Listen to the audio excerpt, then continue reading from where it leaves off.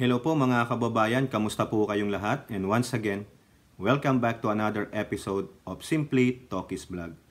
Mga kababayan, ang pag-uusapan po natin ay ito pong tungkol sa China. No, kasi po meron pong isang mambabatas diyan na gusto yatang mag-apply para maging isang advisor ng Pangulo. At meron po tayong isang gabinete na dinipensahan ang Pangulo. Kasi meron po tayong vlog dyan, yung una yung DFA. Ngayon po, isang gabinete ulit ng ating Pangulo ang dumipensa sa atin, no? Laban sa China. At ganun din po, no? May ginawa pong action ng China laban sa atin. At the same time, meron tayong ding ginawa laban sa kanila. Di po ba? Alam nyo naman, itong China, love nila tayong i-stock. Feeling nila, dahil dito, o yan, pakinggan ninyo yung sinabi nito. O di ba, mga kababayan? Kaya feeling ng China, tayo ay probinsya na nila dahil dito. At sila po ay nangingialam. Di ba, yung isang vlog natin dyan, nire-rebuke nila ang Pangulo dahil nag-congratulate lang sa presidente ng Taiwan at pinatawag pa yung ating envoy doon sa China. Si Floro Cruz ba yun? No? Pinagpapa-explain pa siya. Oh, what? Kasi nga, malaking loser ang China. Okay? Oy, mga Chekwa, read my lips. Losers. Di ba? O ngayon, bago tayo magsamula, tayo po ay magbibigay-pugay sa lahat ng ating channel members, sa ating mga followers, subscribers, nagla-like at nagsishare ng ating videos. Doon po sa mga nagko-komento, base po doon sa ating mga topic. Maraming salamat po, lalo na po doon sa mga nag-i-encourage sa atin to continue what we are doing. God bless po sa inyo, sa ating mga bashers. Manood na rin kayo palagi nyo na rin pong abangan ng ating video, no? So God bless na rin sa inyo. Sana mabuksan ang inyong right and left brain. So, ang ating pong pag-uusapan na sa 4 na article, no, mga kababayan. Dalawa po dito manggagaling sa Manila Times. Pero unahin po muna natin itong balita dito sa Manila Bulletin. Kasi po, ang ating Defense Secretary, Gibo Teodoro, dinipensahan ang ating Pangulong BBM. Ayan, asarin natin yung mga anti-Marcos. BBM! Di ba? Ang pangarap ko. No, di ba? Merong ganun kay Mami Ping. Hindi ako binibigyan ng ganun ni Mami Ping. Yung pangarap ko ay pangarap din ninyo. Ay, patama ba yun? Correct me if I'm wrong. May naaasar po sa atin dyan. Ayaw nyo na daw sa akin. Di mas lalong ayaw ko sa'yo kasi tanga ka. Di ba? Minamasama yung pagsasabi nating correct me if I'm wrong. Siguro hindi niya alam sabihin yun. O hindi mo alam ibig sabihin nun. Correct me if I'm wrong. Sige, kung matalino ka, ano ibig sabihin yan in one word? Sige nga. Yang word na yan, yang phrase na yan. Correct me if I'm wrong. Sa Tagalog, itama nyo ako kung mali ako. Ano ang equivalent niyan in one word? Okay?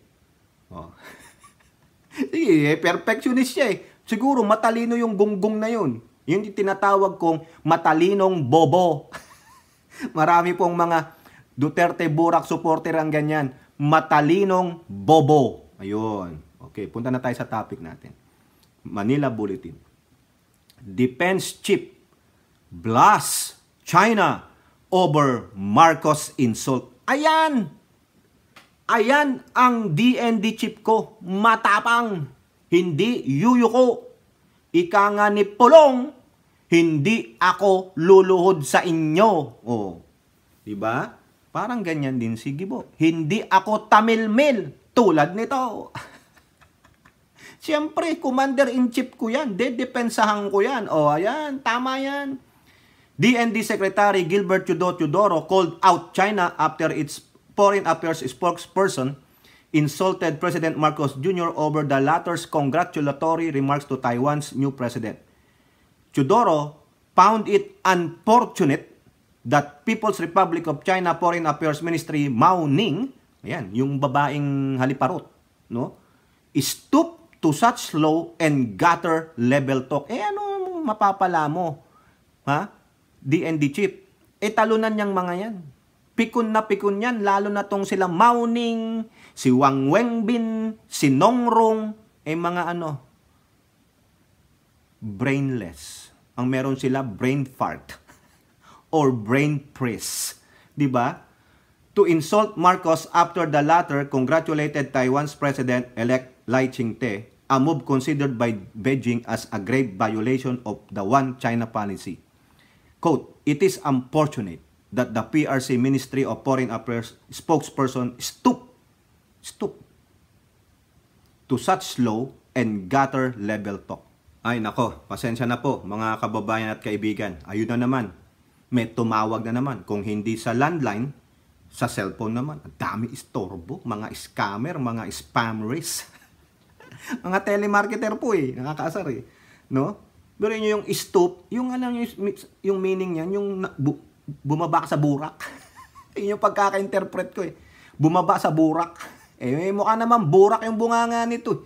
'Di ba? Wala na lang alam gawin kundi maging always nega, no? Ito pa. And gutter level talk resulting to insulting our president and the Filipino nation and further debasing herself. Ay, pinababa niya ang sarili niya, debasing, no? Biruin mo, insulti mo ang presidente namin. Kung insultuhin kaya namin ang presidente mo, ha? Kung insultuhin namin ang presidente mo, di ba? Sabihin ko, tuta lang ang presidente mo. Puppet ang presidente mo. Di po ba? The ministry and the party she represents in the process. Ayan. Go, go, go! Ha? Go, go, go! Secretary Gibo. Di ba? But then again, we should not all be surprised. Being a nation and people enjoying the privilege, rights, and freedoms of a democratic society, that an agent of a party and system of government incompatible with our way of life and who routinely spouts state-sanctioned propaganda and disinformation will go that far and that low. Nakita nyo, ang galing Ito talagang tinatawag nating very eloquent, very educated. Talino. Ano sabi niya dito? Tayo, na nasyon na nag-i-enjoy ng lahat ng privileges, karapatan at kalayaan ng isang demokrasyang society. Hindi katulad sa kanila na kinokontrol nila ang pamumuhay ng kanilang mga citizen. No? At nagpapakalat ng propaganda at disinformasyon. Kasi bakit? Communist sila. They control everything. Kaya yan din ang gusto nilang mangyari sa atin. They want to control us. Who are you? F.U. Mao Ning. F.U. Wang Wenbin. F.U. Nongrong. F.U. All of you. Ina nyo. Ayan, pasensya naman po, no? Kaya dito, siyempre, papanig ako sa aking presidente. Papanig ako sa aking defense chief. Buti pa ito nagsasalita ng ganito. O, ito ba? Ha? Kayo ba na nagsasabi na wala kaming dapat sabihin dyan kasi hindi naman kami ang presidente? Bakit? Presidente ba ito? Ha? O, bakit si Tamilmil? Hindi niya siya makapagbigay ng statement na protektahan ng presidente natin.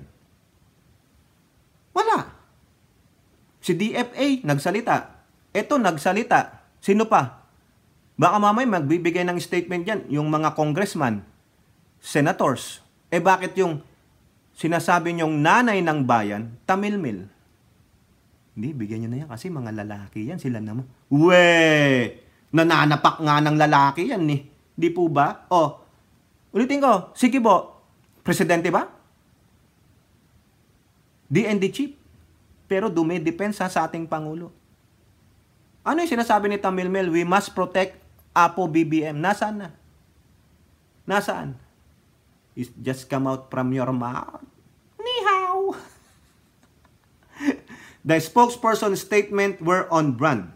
We and the world should not expect more. On Monday night, Marcos congratulated Lai on his election as Taiwan's next president. Correct? Tama yan. Sa dulo na lang po mga kababayan.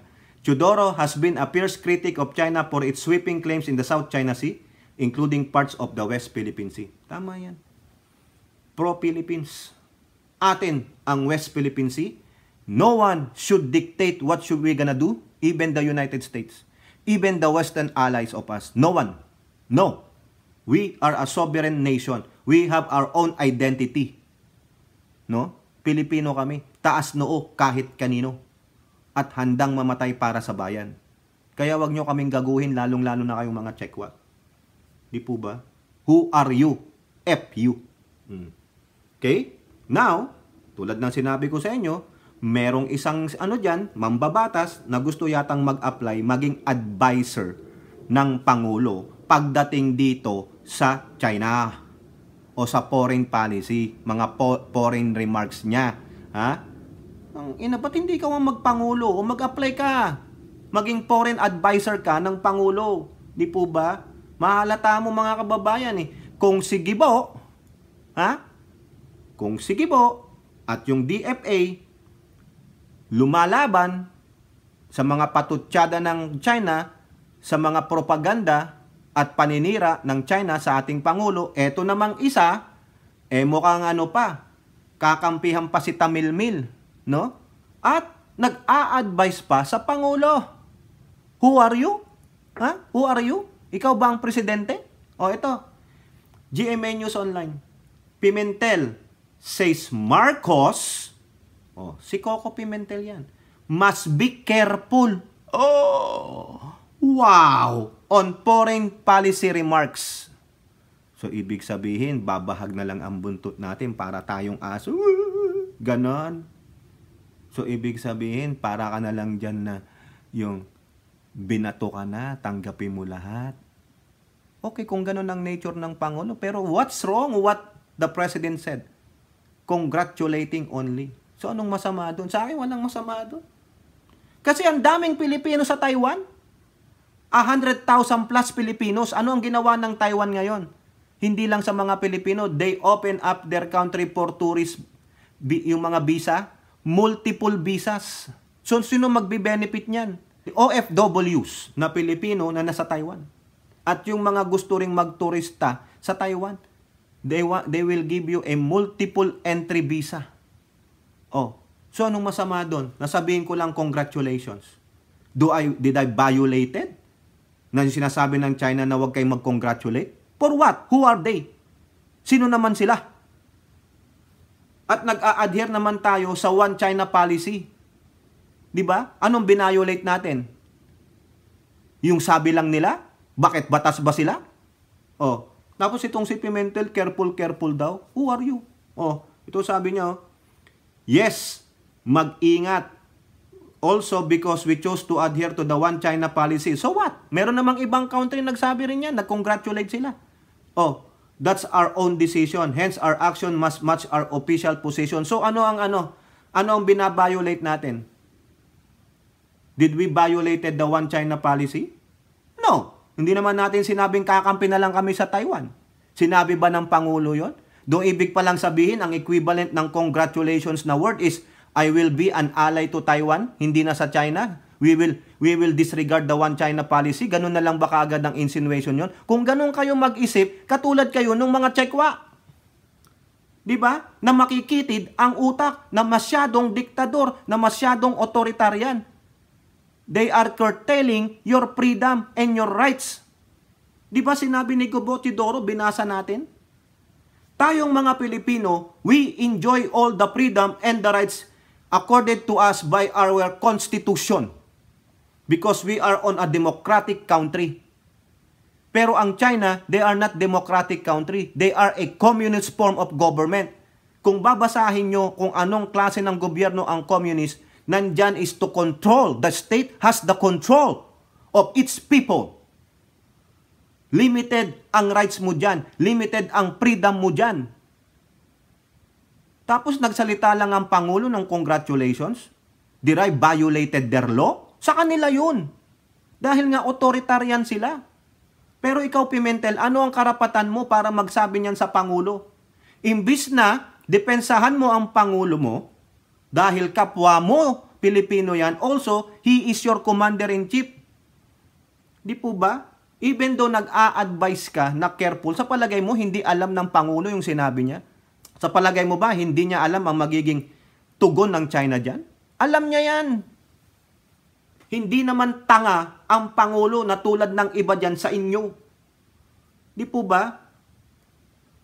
Ito pa sabi niya, tingnan nyo to, paano to kumampi sa China. In a separate interview with Senate reporters, Pimentel was asked what could be the dangerous implication of Marcos' remarks regards Taiwan. The senator said the danger lies in disappointing the other party, which is China. Quote, the danger is upsetting the other party, which you have bilateral relations. Siyempre, maa-upset yung kabila. Bakit? Wala ba tayong bilateral relations sa Taiwan? Di sana, kung gano'n naman pala ang China, dapat sinabi na sa atin, hoy, huwag kayong magpadala dyan ng OFW nyo sa Taiwan, ha? Bawal yan. Bakit ang daming Pilipino OFW sa Taiwan? Hindi naman tayo chinachastise ng China. Di po ba? Tapos magsabi lang ng congratulations ang Pangulo, galit na galit kayo. Tapos may isa pa ito, na sinasabing wag natin silang i-disappoint. Bakit? Sino ba sila? Di po ba? Ito, hirap mga kababayan eh. Di ba? Yan ang hirap sa atin. We cannot be united. One voice dapat. Anong masama sa sinabi ng Pangulo? Foreign policy? Bakit? May binayolate ba tayong foreign policy, one China policy? We still adhere to that. Sinabi na ng DFA. Pinaninindigan ng DFA. Di po ba pinaliwanag maigi ng DFA? Eto pa sabi. Not to play with fire. Ay nako. Earlier, China warned the Philippine government not to play with fire. Bakit? Ba't kayo nyo kami winawarningan? Dahil lang talunan kasi kayo. Kayo ay mga pikon na pikon. Uulitin ko, who are you to dictate what we gonna say and what we gonna do? Di po ba? Tama lang to, manindigan tayo. Di po ba? Kaya ito si Pimentel, nako, hiniwala dyan. Ito pa sa mga gunggong talaga tong dalawang opposition na ito, no? Makikita nyo pati si Hontiveros nagcha-chime in, the administration should get its act together. For what? Di ba? Ang katapat lang itong mga ito, lalo na si Pimentel, si Gibo Teodoro. Pimentel, basahin mo yung statement ni Secretary Gibo Teodoro. Kung gusto nyo naman pala, doon kayo sa China tumira para malaman nyo kung paano nyo i-enjoy yung inyong freedom. Di ba? Now, punta tayo dito. Tandaan nyo yan, ha? Sabagay, yung si Pimentel, last term na yan sa Senado. Next year, sayonara na yan. Sana hindi na yan babalik pa dyan sa Senado. Kung gusto niya, doon na lang siya sa bayan niya, mag-mayor, congressman, hirap na naman yan. Ganun naman yung mga yan, palipat-lipat lang sila, may mga bumoboto naman sa kanila, no? Okay, eto, pasok tayo. Eto pa, sa sobrang pikon ng China, no? Sa balita po ng Manila Times, no? Updated po ito. Marcos, Taiwan's Act riles China. Napaikot ni Pangulong Bongbong ang tumbong ng China. Ito po, anong ginawa ng China? China has filed a diplomatic protest. Dahil sa word na congratulations. Diplomatic protest before the Philippine Embassy in Beijing over President Marcos Jr.'s congratulatory message to Taiwan's new president o leader, Dr. Lai Ching-te. Ayan, no? Yung kanilang, ang dami nitong mga, China Ministry of Foreign Affairs spokesperson Mao Ning said that Assistant Foreign Minister Nong Rong, si Rong, on Tuesday, nag-file sila ng diplomatic protest. Ayan. Tulad ng ginagawa nila sa ating diplomatic protest, ipunta nyo lang yan dyan sa filing cabinet. Kalaunan, in certain years, shred.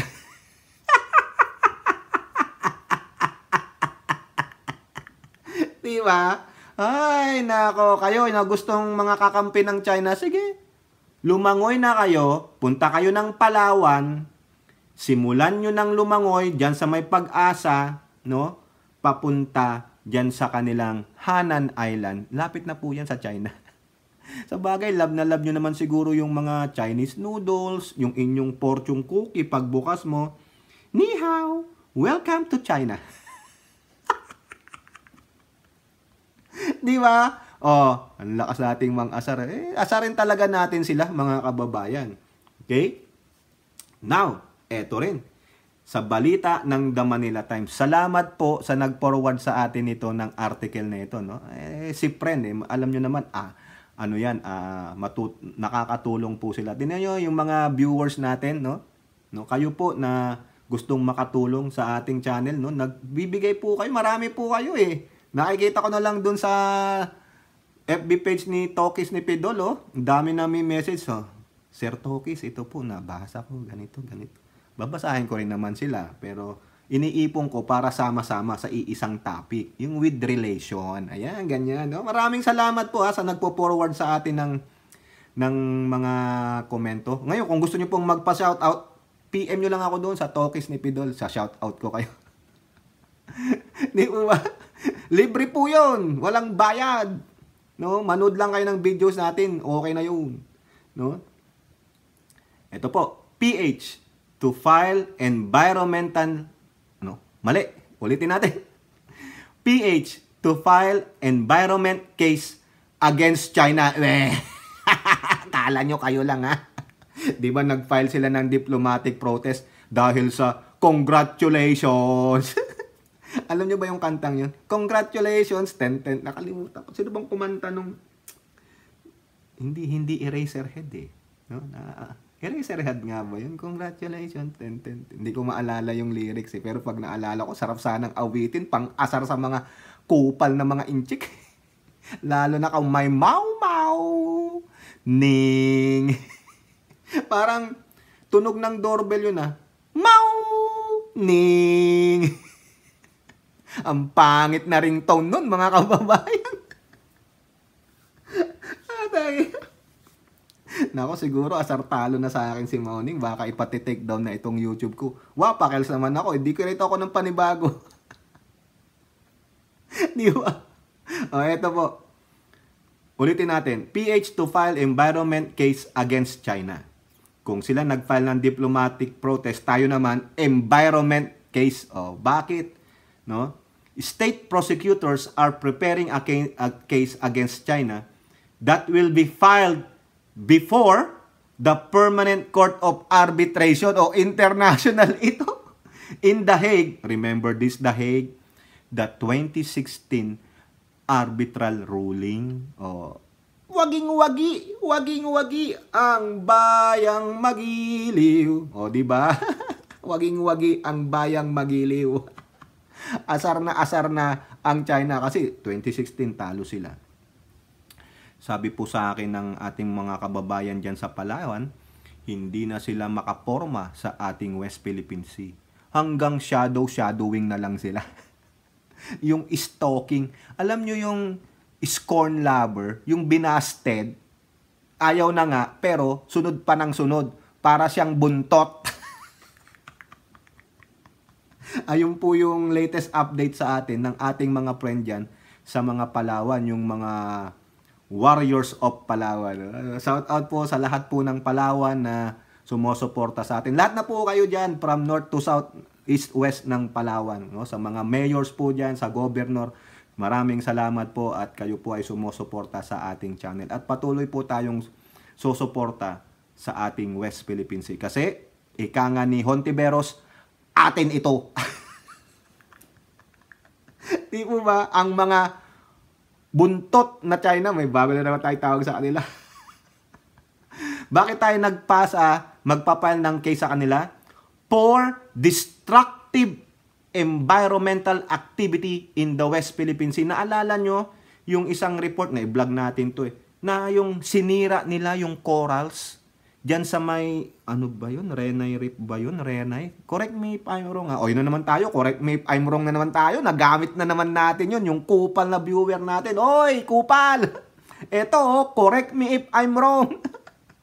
Di ba? Ayan. DOJ spokesperson, Assistant Secretary Jose Dominic Calabano said, legal experts have briefed Chinese Justice Secretary Jesus Crispin Remulla and Assistant Secretary Raul Vasquez regarding the case. May nagsabi na pala sa kanila. Ayan tignan nyo po yung screen grab courtesy of Philippine Coast Guard. Ayan po yung sinira nila. Ayan ayan.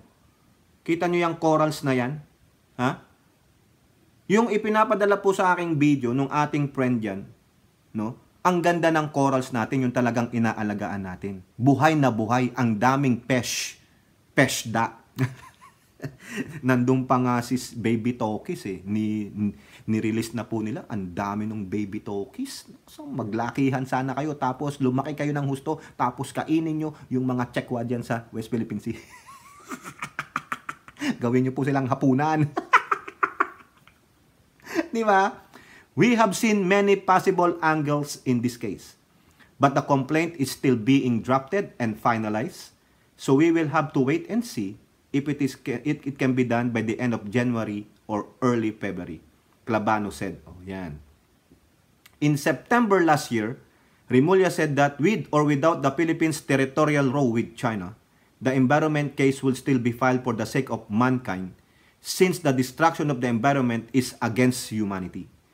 We will pursue these cases against China since we already have a lot of evidence. Correct. Ang galing naman. Ang tapang. Dapat lang.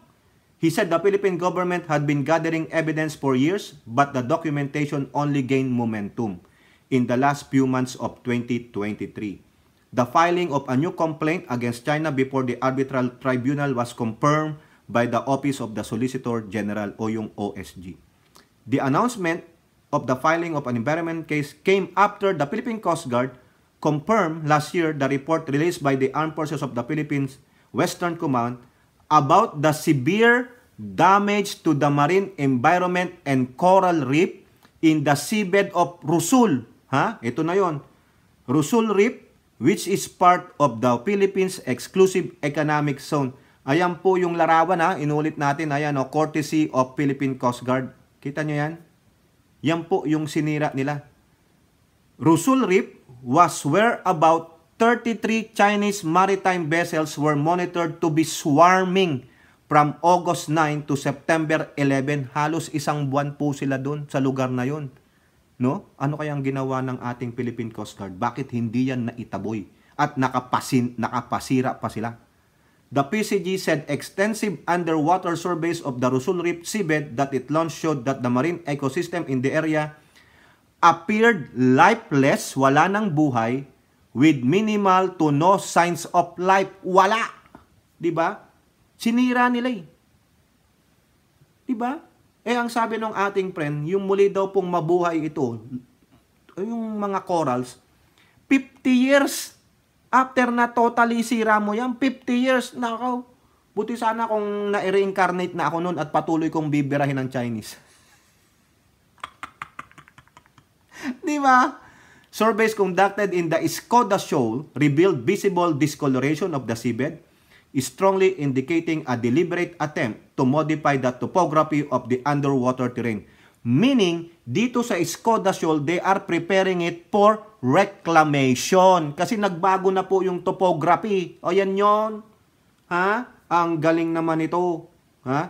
The report said the presence of crushed corals strongly suggests a potential act of dumping. Ayan, tinatapon daw. Possible involving the same dead corals that were previously processed and cleaned before being returned to the seabed.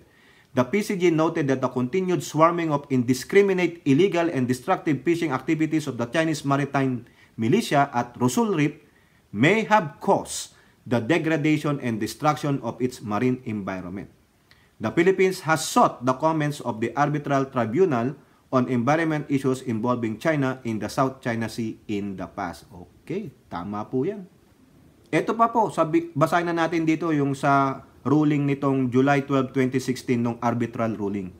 A section in the July 12, 2016 ruling in the case filed by the Philippines against China with the arbitral tribunal stated that China had caused severe harm to the coral reef environment. O, ang tanong ko dito, meron naman na pala. Ang tanong, bakit hindi yan binantayan na? Bakit nakapasira pa sila dito sa Rusul at Escoda Reef? Diba? O Rusul Reef and Escoda Shoal. Bakit? After 7 years, ganun pa rin ang ginagawa nila? Meron na pala naman ditong ruling nung 2012, July 12, 2016, kasama dito yung tinapon yung kanilang claim na 9-dash line, tayo nagwagi tayo diyan. Di ba? Bakit? Anong ginawa? Anong ginawa ni Panot at nito? Lalo na ito. Ibibigay na lang daw ang Pilipinas sa China, gawin na tayong probinsya. The tribunal was referring to China's large-scale land reclamation and construction of artificial islands in the South China Sea, which is described as a marine paradise due to the highly productive fisheries, totoo naman po, no? And extensive coral reef ecosystem, which are among the most biodiverse in the world. Correct. Kaya nga po, sila nagsaswarming dyan kasi yung ating West Philippine Sea ay napakayaman. Totoo po yan kasi yung ating mga kababayan na taga-Palawan dyan, pinapadalan po ako ng video. At yung isa po dyan na pina-flash natin, yung kanyang channel, eto, tignan nyo yung channel na yan, ayan po yung katotohanan dyan sa West Philippine Sea kung gaano kayaman ang ating tubig dagat dyan. Kala nyo nasa loob kayo ng isang napakalaking aquarium na buhay ang mga marine life dyan. Pero ano ang ginawa ng China? Patuloy nilang binabalaura at ninanakaw ang ating yamang dagat. Biruin mo, aangkat tayo ng isda, galonggong sa kanila, tapos kukunin sa ating West Philippine Sea, tapos yun yung ibebenta, milyon o bilyong piso ang inaangkat ng BIPAR o yung BIPAR, Bureau of Fisheries and Aquatic Resources. Di po ba? Tama, di ba? Kaya nga sabi nga ni Recto dati, siyang congressman ngayon finance secretary, double murder tayo dyan. Bibilin mo, nanakawin sa West Philippine Sea, tapos ibebenta sa'yo. Di ba? Di kung dapat, tayo na lang, yung mangingisda na lang natin. We have to push them. Support them fully, 100%. Sige, isdaan ninyo, atin yan. Protektahan namin kayo. Ganun po sana. Para sila ang makikinabang, yung ating mga ngisda, buhay na buhay ang kanilang pangkabuhayan, at ganun din tayo pang ekonomiya natin. Imbis na tayo ang nag-i-import, dapat tayo ang mag-export kasi galing yan sa atin ito na West Philippine Sea, sa ating exclusive economic zone. Di po ba? Pero hindi ganyan kasi may iba na mga politiko na mas kumakanti pa sa Tsekwa. May mga kababayan tayo na mas dinedepensahan pa ang mga Tsekwa. Walang pakialam sa kabuhayan ng ating mga kapwa mangingisda. Di ba? Ito, pinagsabihan sila dyan noong 2016. It ruled that China had violated its obligation to preserve and protect fragile ecosystems and the habitat of depleted, threatened, or endangered species and inflicted irreparable harm to the marine environment. Ito, inflicted irreparable. How do you repair that? Sabi nga nung ating kaibigan, it will take 50 years before these corals will be yung maging mabuhay ulit. 50 years, so therefore you deprive the marine life of their life. Karapatan nila yan. Sila ang nauna sa inyo dyan. Tapos kayo na mga Tsekwa na balaura, walang pakialam sa environment, kayo ang sumisira. Bakit hindi nyo na lang sirain yung bansa ninyo? Bakit hindi nyo sirain itong orange line ninyo? Stay on your orange line. And look at this picture. It's not says not China, not China, not China. Pero nandyan po sila because what? Feeling nila sila ang Diyos dyan sa South China Sea because of the term South China Sea. Pero wala nga, binasura nga yung claim nilang 9-dash line Makapal lang talaga ang mukha ng mga Tsekwa. Diba? Damage from illegal harvesting of giant clams by Chinese poachers was also pointed out in the arbitral ruling. Tingnan nyo, poachers ha? Poachers. Mga kawatan. Yan yun. Mga kababayan, kita nyo, tama lang tong move ng tama lang yung move ng ating gobyerno. Sige, suportahan natin yan. DOJ Remulla, ayusin nyo yan. Dapat managot ang China dyan. Ipangalandakan ulit natin sa buong mundo na talagang wala silang pakialam sa environment. No? Ang ginagago nila ay ang environment ng ibang bansa. 'Di ba? Ganyan sila kagago. Kaya yung mga nag-a-advocate pa diyan ng mga bansa, mga tanga yan. Bakit hindi nyo basahin ang mga kagaguhan na pinagagawa ng mga tsekwa na ito? Bababuyin nila ang inyong environment and you will suffer much. Kasi wala sila sa sarili nilang bansa. O baka naman yung sarili nilang bansa, binaboy na nila. O, di po ba? O, kayo po, ano pong masasabi niyo dyan? Si Defense Chief, dinipensahan ng Pangulo. Ito namang isang senador, mas kinakampihan pa ang mga tsekwa. Balak yatang mag-advise kay Pangulo. Eh, sino ka? Pro-China ka ba? O pro-Philippines ka?